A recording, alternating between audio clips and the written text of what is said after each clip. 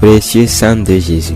Lorsque le sang de Jésus toucha le sol de la planète Terre, de midi à 15 heures, le soleil apeuré se voila la face. Le voile séparant les lieux saints et très saints se déchira en deux. La terre de Jérusalem effrayée trembla. Les rochers dans toute la région se fendirent. Lorsque le sang de Jésus toucha le sol de la planète Terre, les tombeaux des saints s'ouvrirent car la vie est venue. Les corps des saints ressuscitèrent car la mort fut vaincue. Les saints ressuscités se montèrent ensuite à plusieurs. Le centenier effrayé reconnut que Jésus était le Fils de Dieu. Lorsque le sang de Jésus toucha le sol de la planète Terre, l'agneau de Dieu paya alors le prix de notre salut. L'humanité eut alors l'opportunité d'être purifiée de son péché. La réconciliation entre Dieu et l'homme fut alors rendue possible. Le sang de Jésus fut ainsi présenté comme rançon pour la multitude. Lorsque le sang de Jésus toucha le sol de la planète Terre, la peur de la mort qui nous gardait enchaînés par le diable a été supprimée et remplacée par l'assurance du salut. L'aiguillon de la mort qui est le péché a été ôté. La puissance du péché qui est la loi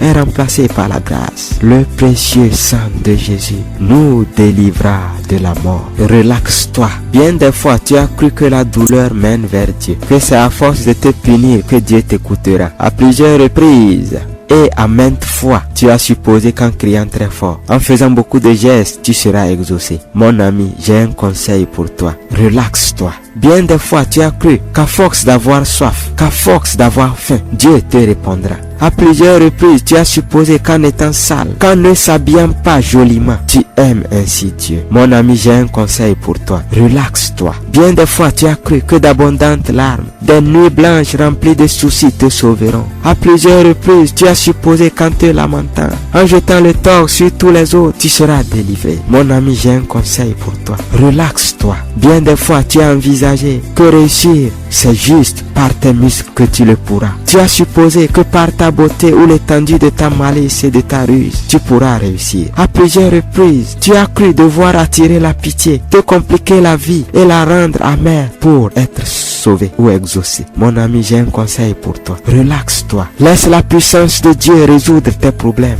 Car ce n'est pas par la puissance, ce n'est même pas par la force, mais par l'Esprit de Dieu que nous sommes délivrés. Amen.